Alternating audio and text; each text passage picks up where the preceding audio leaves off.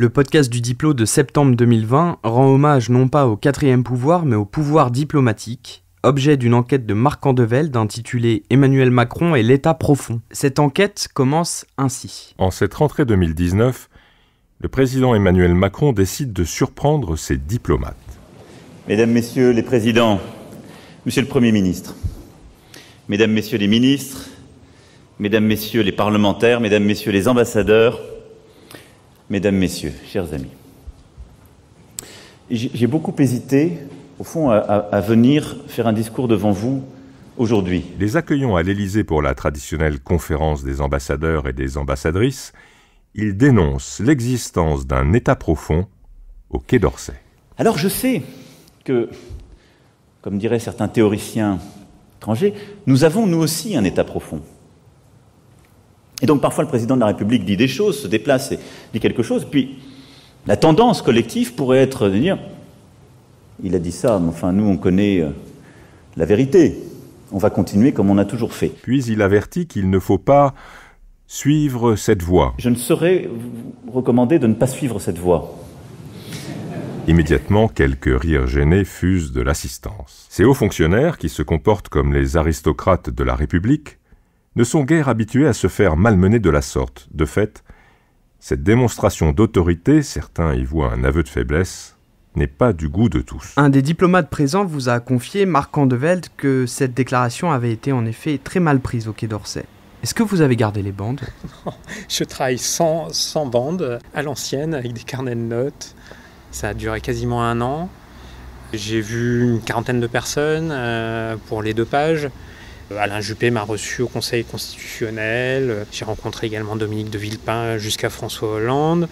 J'ai bien évidemment tenté de voir l'actuel ministre. Finalement, l'épidémie est arrivée et je n'ai plus de nouvelles. Je ne sais pas si c'est uniquement une question d'emploi du temps ou pas.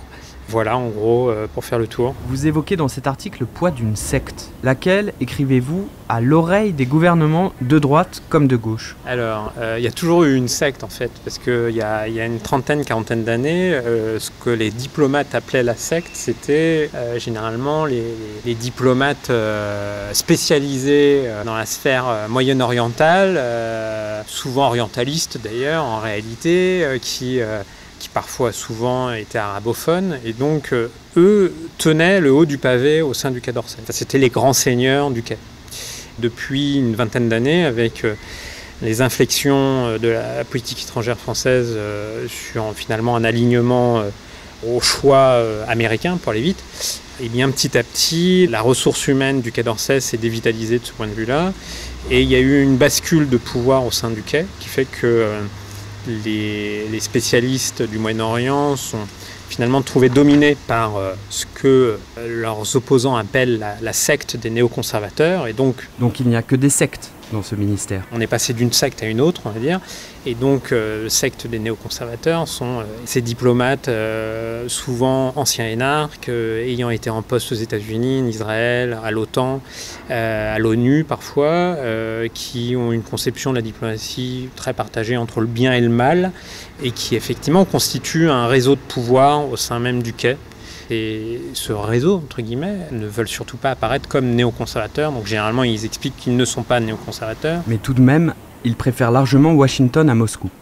Invité à l'automne 2019 à réagir aux propos de M. Macron, cité tout à l'heure sur l'État profond, Vladimir Poutine ironisait. Какой администрация? В американской администрации? Какой администрации? В французской администрации. Так кто президент Франции? Vous parlez de l'administration américaine ? Laquelle ? Ah, en France. Mais qui est le président de la France ? Moi ou Macron ? C'est à lui de mettre de l'ordre là-dedans. Pourquoi vous me demandez ça ? Je suis pas au courant. Si parmi vos subordonnés quelqu'un vous embête, faut le remettre en place ou le remplacer par quelqu'un qui est en accord avec vous. Alors, c'est un mythe, cet État profond, Marc Andevelde, vous qui connaissez bien M. Macron pour avoir enquêté sur ses réseaux. Comme d'habitude avec Macron, il y a une volonté de se décharger de ses propres responsabilités sur les autres, en l'occurrence là les diplomates, et donc il utilise l'expression État profond plus comme inertie bureaucratique qu'autre chose, Parce qu'il a surtout la volonté de mettre la couverture à lui. Il a surtout une ambition personnelle, y compris vis-à-vis de sa diplomatie. Quand j'ai interrogé justement Hubert Védrine, c'est ce qu'il m'a dit, hein, et c'est ce qu'il dit d'ailleurs dans l'article, je ne sais plus, je le cite à ce moment-là, quand il explique que finalement Macron n'est ni gaulo-mitterrandien ni néoconservateur. En fait, il fait sa diplomatie pour son prestige. Mais justement, la diplomatie, ça ne se résume pas à du prestige personnel. Donc, c'est toutes les limites d'Emmanuel Macron, quoi. Voilà. Le podcast du Diplo, c'est fini pour ce mois-ci.